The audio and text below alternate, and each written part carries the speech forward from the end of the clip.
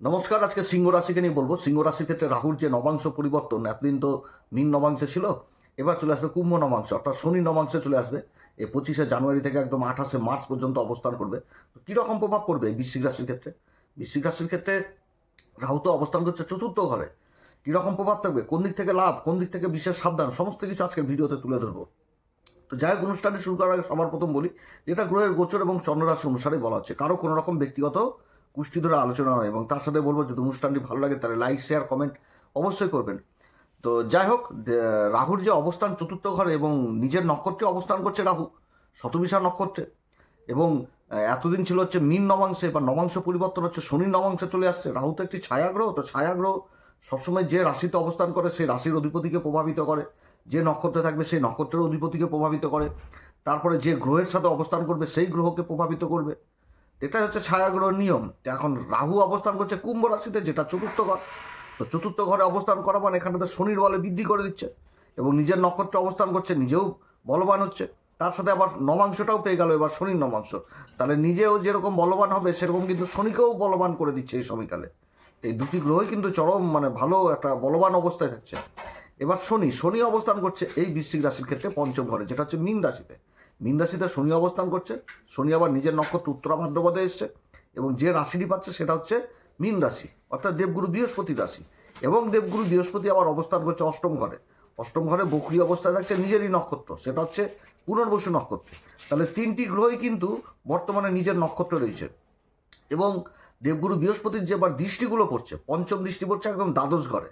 দ্বাদশ ঘরটা হচ্ছে কি, শনির যে রাশিতে উচ্চ হয় সেই রাশি, তুলা রাশিতে। এবং তার সাথে আবার দেবগুরু বৃহস্পতি যে সপ্তম দৃষ্টি পড়ছে, সেটা পড়ছে আবার নিজের মূল ত্রিকোণ রাশি ধনু রাশিতে, যেটা হচ্ছে দ্বিতীয় ঘর, ধন সম্পত্তির ঘর, বাণীর ঘর। এবং তার সাথে যে নবম দৃষ্টি পড়ছে, সেটা আবার পড়ছে শনির মূল ত্রিকোণ রাশি কুম্ভ রাশিতে। আর এই কুম্ভ রাশিতেই আবার রাহু অবস্থান করছে, অর্থাৎ শনির উচ্চ ঘরকে দেখছে, নিজের মূল ত্রিকোণ রাশিকে দেখছে, তার সাথে শনির মূল ত্রিকোণ রাশিকে দেখছে, এবং ওই মূল ত্রিকোণ রাশিতেই আবার রাহুর অবস্থান করছে। অর্থাৎ দেবগুরু বৃহস্পতির আয়ত্তে কিন্তু শনি আর রাহু চলে আসলো। এবং শনি আবার অবস্থান করছে মীন রাশিতে। শনি অবস্থান করছে মীন রাশিতে, শনি আবার দশম দৃষ্টি দিয়ে দেবগুরু বৃহস্পতির রাশি ধনু রাশিকে দেখছে। তাহলে উভয় কিন্তু উভয়ের মূল ত্রিকোণ রাশিকে দেখছে। অর্থাৎ গ্রহদের পজিশন খারাপ হয়েও কিন্তু ভালো পজিশন। কিন্তু শনি আর রাহু তো পাপী গ্রহ, তো পাপ প্রভাব তো দিবে। এরা যতই ভালো পজিশনে থাকুক, এরা 100 ভাগের মধ্যে 100 ভাগ তো ভালো প্রভাব দিবে না। 90 ভাগ দেখালো ভালো, তো 10 ভাগ খারাপ দিয়ে দিবে। তো ওই 10%ই বুঝতে হবে যে কোন দিক থেকে খারাপ হওয়ার সম্ভাবনা থাকছে, সেই জায়গাটাকেই তুলে ধরতে হবে। আমি এর আগে তো বলেছি যে শতবিশা নক্ষত্রে রাহুর অবস্থান, এই সমস্ত দিক ভালো, এই সমস্ত দিক খারাপ। শনির আবার উত্তরা ভাদ্রপদ নিয়ে বললাম যে এই দিকগুলো ভালো, এই দিকগুলো খারাপ। এবার রাহুর যে নবাংশটা পরিবর্তন হচ্ছে, এই কুম্ভ নবাংশে চলে আসলো চতুর্থ ঘরে। তো কোন এমন দিক রয়েছে যেগুলো দিক থেকে বিশেষভাবে সাবধান, এবং এমন কি দিক রয়েছে যেদিক থেকে যথেষ্ট ভালো রেজাল্ট পাবে এই সময়কালে এই বৃশ্চিক রাশি, এই দুটো জিনিসকেই কম্পেয়ার করে বুঝতে হবে যেগুলো কাজ করা ভালো হবে আর এইগুলোর দিক থেকে খারাপ হবে। তো রাহু ছায়া গ্রহ, আর রাহুকে বলা হয় পাপী গ্রহের নাম্বার 1। শনিবদ রাহু শনির সমান ফল দিয়ে দেয়। তো এটা রাহুর ব্যাপারটা সম্পূর্ণ আলাদা। জন্মকুষ্ঠিতে রাহু যাদের এই যুগে ভালো, তো সব কিছুই পেয়ে যাবে। ভৌতিক সুখ থেকে আনন্দ, ফুর্তি, সমস্ত লোভ, লালসা, আকাঙ্ক্ষা মনের মধ্যে এমন তৈরি করে দেয় যে বুঝিয়ে দেয় যে ওটা তোমার জন্যই তৈরি। এমন ভ্রম তৈরি করে দিবে, এমন অ্যাম্বিশন দিয়ে দিবে যে রাতের ঘুম শুদ্ধ কেড়ে নেবে, সেই জিনিসটাকে পাওয়ার আশাতে। এরকম অ্যাম্বিশন কিন্তু রাহু দিয়ে দেয়। তো যারা এরকম হয় আর কি, তারা তো রাতের ঘুম নষ্ট হয়ে যায়। সেই যাই হোক, রাহুর যে এই চতুর্থ ঘরে অবস্থান এবং যে রাশিটা পাচ্ছে সেটা কুম্ভ রাশি, শনির রাশি। তো শনি আবার বৃশ্চিক রাশির ক্ষেত্রে কি তৃতীয় ঘর এবং চতুর্থ ঘরের অধিপতি। তো রাহু তো কুম্ভ রাশিতে অবস্থান করছে শনির রাশিতে, শনি আবার অবস্থান করছে সেই পঞ্চম ঘরে। পঞ্চম ঘরে শনির অবস্থান, তো শিক্ষা দীক্ষার ঘর। শনি থেকে দায়িত্ব, কর্তব্য, এগুলো জিনিসটাকে বুঝাই। এবার যে নক্ষত্র অবস্থান করছে শনি, সেটা হচ্ছে উত্তরা ভাদ্রপদ নক্ষত্র, সমৃদ্ধশালী নক্ষত্র, সমৃদ্ধির বর্ষণ। এক কথায় বলতে গেলে এত ভালো নক্ষত্রে শনির অবস্থান, আবার রাহুর অবস্থানও ভালো শতবিশা নক্ষত্রে।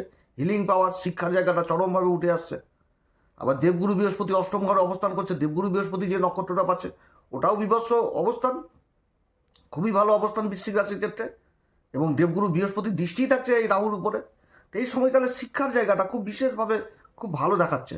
শিক্ষার জায়গাটা, সন্তানের শিক্ষা দীক্ষা চরম জায়গায় যাবে। তবে কি ইন্টেনশনটা ভালো রাখতে হবে, কারণ শতবিশা নক্ষত্র সম্পর্কে আমি কিন্তু এর আগে বলেছিলাম যে এদের যদি ইন্টেনশন যদি দিয়ে দেওয়া যায় যে তোমার তোমার লক্ষ্যই হচ্ছে ওটা, তো খুবই ভালো নক্ষত্র। অশ্বিনী নক্ষত্রে যেটা হয় যে ভেষজ জিনিসটা, চিকিৎসা বিজ্ঞান, সেই জিনিসটা কিন্তু অশ্বিনীতেও থাকছে। আর শত বিষয় যাচ্ছে কি শত তারার সমাবেশ, ভেষজ অর্থাৎ কি আরোগ্য চিকিৎসা বিজ্ঞান। এখানটাতে এমন ডাক্তার হবে যে ডাক্তার বই শুদ্ধা লিখবে, ওষুধ শুদ্ধ আবিষ্কার করবে, এমন অধ্যাপক হবে যে বই লিখবে, এমন গবেষক হবে যে দেশ দুনিয়ার চারিদিকে নাম ছড়িয়ে পড়বে। এরা তো নিজের জন্য করে না, এরা তো সমাজের জন্য করে। এই শতবিশা নক্ষত্র, তাতে রাহু অবস্থান করছে। এবার চতুর্থ ঘরটা কি? জ্ঞান বিদ্যার ঘর, কলেজ শিক্ষার ঘর, উচ্চ শিক্ষার ঘর। শনি অবস্থান করছে পঞ্চম ঘর, জ্ঞানের ঘর, শিক্ষার ঘর। অষ্টম ঘরে দেবগুরু বৃহস্পতি অবস্থান করছে, আধ্যাত্মিক চেতনা, উচ্চ শিক্ষা, রিসার্চ জাতীয় বিদ্যা, দীর্ঘকালীন একটা প্রজেক্ট, বিদ্যার ঘর। এবং দেবগুরু বৃহস্পতির শুভ পঞ্চম দৃষ্টি যে পড়ছে একদম যে সেই দ্বাদশ ঘরে, আবার রাহুরও দৃষ্টি পড়ছে সেই বিদেশের ঘরে। অর্থাৎ এই সময়কালে শিক্ষাজনিত কাজের সাথে যারা যুক্ত রয়েছেন তাদের জন্য যথেষ্ট ভালো অবস্থান। যারা কোনো রিসার্চ জাতীয় বিদ্যার সাথে যুক্ত রয়েছেন, গবেষণার সাথে যুক্ত রয়েছেন, তাদের জন্য খুবই ভালো অবস্থান। এছাড়া যারা বসবাস করার জন্য বাইরে গেছেন বা বাইরেই থাকছেন, কাজকর্ম করছেন, ওখানটাতে জায়গা বাড়ি করে একটা স্থায়ী হবেন, সেই জিনিসগুলোও কিন্তু উঠে আসছে এই সময়কালে। বা বিদেশ সংক্রান্ত কাজের সাথে যারা যুক্ত রয়েছেন সেই কাজগুলো বিশেষভাবে এখানটাতে হবে। ইম্পোর্ট এক্সপোর্টের কাজগুলো যথেষ্ট ভালো হবে। আবার সরকারি বেসরকারি কর্মচারী যারা, তাদের জন্য আবার এখানটাতে আবার পরিবর্তনেরও যোগ থাকছে, কারণ শনি পঞ্চম ঘরে অবস্থান করছে, এখানটা সরকারি বেসরকারি কাজ জিনিসটাকে বোঝাচ্ছে। আবার ব্যবসা বাণিজ্যও হবে, ইম্পোর্ট এক্সপোর্টের কাজের সাথে যারা যুক্ত রয়েছেন। অনেক দিক থেকে উন্নতির এই সময়কাল থাকছে। এবার কেতু অবস্থান করছে কি? রাহুর বিপরীতে তো কেতু রয়েছে কর্মের ঘরে, যে নক্ষত্র থাকছে সেটাও তো পূর্বা ফাল্গুনী শুক্রের নক্ষত্রে অবস্থান করছে। তো শুক্র থেকেও তো দ্বাদশ ঘরটাকে চলে আসছে, অর্থাৎ বিদেশে যাওয়ার প্রবল সম্ভাবনা থাকছে এই সময়কালে। বিদেশের কোনো যারা বিদেশি কোম্পানিতে কাজের চেষ্টা করছেন, কোনো বড় প্রজেক্ট লাভের চেষ্টা করছেন, সেই জিনিসগুলো হবে। কাজের সুবাদে বিদেশ যাত্রা হওয়ার প্রবল সম্ভাবনা থাকছে। জমি জায়গা সংক্রান্ত যদি কোনো বিষয় জীবনে হয়ে থাকে, সেগুলোতে অশান্তি গণ্ডগোল হলেও সেখান থেকে আবার জয়ী হওয়ার সম্ভাবনা থাকছে। যে অশান্তি গণ্ডগোল কেউ হয়তো বুঝতেই যাচ্ছে না যে জায়গা বিক্রি করব, এরকম জিনিসটা হবে। সবার সাথে একটা মিল মহব্বত হয়ে একটা রাস্তা বেরোবে, সেখান থেকে জায়গা জমি বিক্রি হয়ে প্রফিট হওয়ার সম্ভাবনা থাকছে। খুবই ভালো অবস্থান। তবে কর্মক্ষেত্রে কি নিজের গোপন কথা, গোপন জিনিস সেগুলো শেয়ার করা যাবে না চট করে, তাহলে কিন্তু অসুবিধায় পড়তে হবে এই সময়কালে। যে নিজের কিছু জিনিস কারোর সাথে শেয়ার করে দিলাম, এদিক থেকে দূরে থাকতে হবে, কারোর দায়িত্ব থেকে দূরে থাকতে হবে। নেশা ভাঙ এগুলো দিক থেকে কিন্তু দূরে থাকতে হবে, কারণ যে নক্ষত্র আসছে আর শনির যে নবাংশে থাকছে, আবার শনিও থাকছে নিজের নক্ষত্রে সন্তানের ঘরে। তো রাহু কিন্তু এই ইন্টেনশনটাও দিয়ে দিবে। দেবগুরু বৃহস্পতি আবার অষ্টম ঘরে দৃষ্টি পড়ছে, অষ্টম ঘরে অবস্থান করছে। তো রাহু কিন্তু আবার এই জিনিসগুলো জীবনে উঠিয়ে নিয়ে আসবে। নেশা ভাঙের প্রতি আসক্তি হয়ে যাওয়া, এগুলো জিনিস কিন্তু থাকবে। অতএব এদিক থেকে সাবধান, এদিক থেকে কিন্তু সাবধান। তার সাথে কি যে মায়ের শরীর স্বাস্থ্যের দিকে অবহেলা করা যাবে না, যে মায়ের কিছু হলো, কিছুই হয়নি, থাক ডাক্তার দেখালাম না, এগুলো জিনিস কিন্তু করা যাবে না এই সময়কালে। অবশ্যই পিতামাতার শরীর স্বাস্থ্যের দিকে যথেষ্ট খেয়াল রাখতে হবে।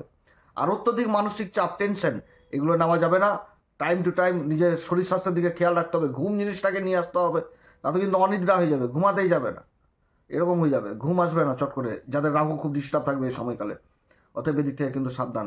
আর নেশার জায়গাটা থেকে যথেষ্ট সাবধান। যোগাযোগ ব্যবস্থা ব্যাপক হবে এই বৃশ্চিক রাশি। কিন্তু কি, বৃশ্চিক রাশি এমন একটি রাশি যে নিজের কাজ নিজেই ভণ্ডুল করে দেয়, এমন পরিস্থিতি করবে ফিনিশিংয়ে আসে যে এই জায়গাগুলো। অর্থাৎ এই সময়কালে কিন্তু রাহু যাদের জন্মকুষ্ঠিতে খারাপ রয়েছে তাদের মধ্যে কিন্তু এই ইন্টেনশনটা চলে আসবে। একটুতে মাথা গরম করে ফেলবে, মেজাজ হারিয়ে ফেলবে, বন্ধুদের সাথে গন্ডগোল করে নেবে। এবং যারা রাজনীতির সাথে যুক্ত রয়েছেন তাদের ক্ষেত্রে বিশেষভাবে বলছি যে নিজের মনের কথা বা এমন কিছু গোপন জিনিস যেটা ওই জিনিসগুলোকে খুব সতর্কর সাথে রাখতে হবে। যে কারোর কেউ হয়তো আপনাকে কারোর সাথে কোনো জিনিস এই সময়কালে ভুল করে গোপন জিনিস শেয়ার করা যাবে না, তো কিন্তু সেটা মারাত্মক ব্ল্যাকমেলিং শুরু করে দেবে। সন্দেহ জিনিসটা আসবে, সন্দেহ করে একে অপরকে সন্দেহ, সেই জিনিসটা আসবে। অতএব এদিক থেকে সাবধান।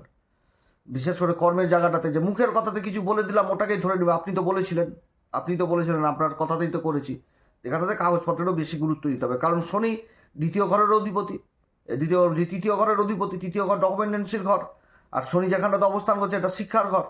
এগুলোর ক্ষেত্রে কিন্তু দায়িত্ব পালন করতে হবে। শনি থেকে তো দায়িত্ব, সেবা, এগুলো জিনিসও তো বুঝাচ্ছে, তারই ঘরে অবস্থান করছে রাহু।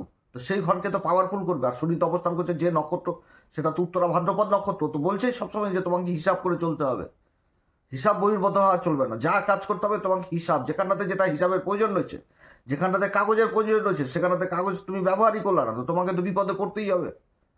তুমি মুখের কথা বললে তো হবে না, মুখের কথা ছেড়ে হবে না এগুলো। হ্যাঁ, তবে কি যোগাযোগ ব্যবস্থাগুলো কর্মক্ষেত্রে এগুলো কিন্তু ব্যাপক থাকছে। যোগাযোগ, যে কোনো কানেকশন, সেই লাইনগুলো যথেষ্ট আটঘাট পাবে এই সময়কালে বৃশ্চিক রাশি। কিন্তু মাথা গরম কোনো রকম চলা যাবে না। এবং বাড়িতে কোনো একটা হঠকারী সিদ্ধান্ত, যে সিদ্ধান্তের চোটে আজকে নিয়ে নিলাম সেই সিদ্ধান্ত, কিন্তু দুদিন পরে ওটা বিষ মনে হবে, এই রকম সিদ্ধান্ত নেওয়া যাবে না। সেই সিদ্ধান্তের প্রতি তোমাকে কিছু সময় দিতে হবে, ঠান্ডা মাথায় চিন্তা করে যে কোনো সিদ্ধান্ত এই সময়কালে নিতে হবে, না তো কিন্তু অসুবিধায় পড়তে হবে। এবং এই সময়কালে নেগেটিভ চিন্তা মনের মধ্যে নিয়ে আসা যাবে না, কোনো রকমভাবে নেগেটিভ চিন্তা নিয়ে আসা যাবে না, একাত্মবোধও অনুভব করবে, এগুলোও থাকছে এই পরিবর্তনে।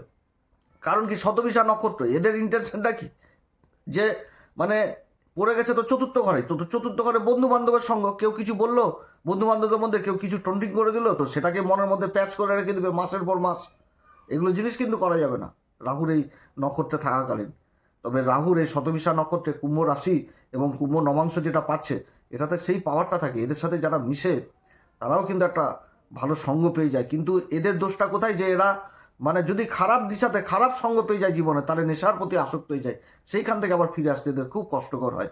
এটাই কিন্তু হচ্ছে সব থেকে খারাপ জায়গা রাহুর এই চতুর্থ ঘরে, এই জায়গাটাতে, যে ভৌতিক সুখ, এমন হয়তো কোনো সুখ পেলো সেই জায়গা থেকে ফিরে আসতে পারছে না, নেশার প্রতি আসক্ত, এমন কোনো নেশা বাজে কাজের দিকে জড়িয়ে গেল। এছাড়া চারিদিক থেকে উন্নতি এই সময়কালে বৃশ্চিক রাশি, যে কর্ম করবে সেই কর্মেই উন্নতি। কারণ শনি কিন্তু এটাই বুঝাচ্ছে, শনি দৃষ্টি থাকছে লাভের ঘরে, শনির দৃষ্টি লাভের ঘরে থাকছে একদম, যে সেই কন্যা রাশির উপর থাকছে, কন্যা রাশিতে সপ্তম দৃষ্টি থাকছে, তৃতীয় দৃষ্টি থাকছে বিশ্ব রাশির উপর। তো জিনিসগুলো তো যথেষ্ট ভালো অবস্থান। বিশ্ব রাশি দশম দৃষ্টি থাকছে দেবগুরু বৃহস্পতি রাশি, ধন সম্পত্তির ঘরে, ইনকাম, এমনি সমৃদ্ধির নক্ষত্র বললাম, এমনি চারিদিক থেকে একটা ইনকামের সোর্স থাকবে। কিন্তু ওই যে বৃশ্চিক রাশির ক্ষেত্রে সেটাই মাইনাস দিক, যে সব কিছু নিজের জায়গাটাকে নষ্ট করে দেয় সবার লাস্টে, যেখানে জোড়া লাগানো খুব মুশকিল হয়, এত তাড়াতাড়ি মাথা গরম করে নেয়, উগ্র হয়ে যায়, যাতে চলা মুশকিল হয়। তো যাই হোক, এর আগে শতবিশা নিয়ে বলেছিলাম, তারপর উত্তরা ভাদ্রপদ, তারপরে তো পুনর্বসু নিয়ে বুঝিয়ে বলেছি যে নক্ষত্রের এই গুণ, এবার এই প্রভাবগুলো কিন্তু আসবে। আর এই যে মাইনাস দিকগুলো বললাম, এগুলো অবশ্যই মনে রাখবেন। এরপরে আবার আসবে একটি নতুন পর্ব নিয়ে। এই সময়কালে অবশ্যই হনুমান চল্লিশা, বজরংবাণ, শ্রীরাম সীতার প্রণাম মন্ত্র সহকারে পাঠ করবেন, সূর্যদেবকে অর্ঘ্য দিবেন। আপনারা সবাই ভালো থাকেন। যদি অনুষ্ঠান ভালো লাগে তাহলে লাইক, শেয়ার, কমেন্ট অবশ্যই করবেন, তার সাথে সাবস্ক্রাইব করবেন। নমস্কার, ধন্যবাদ।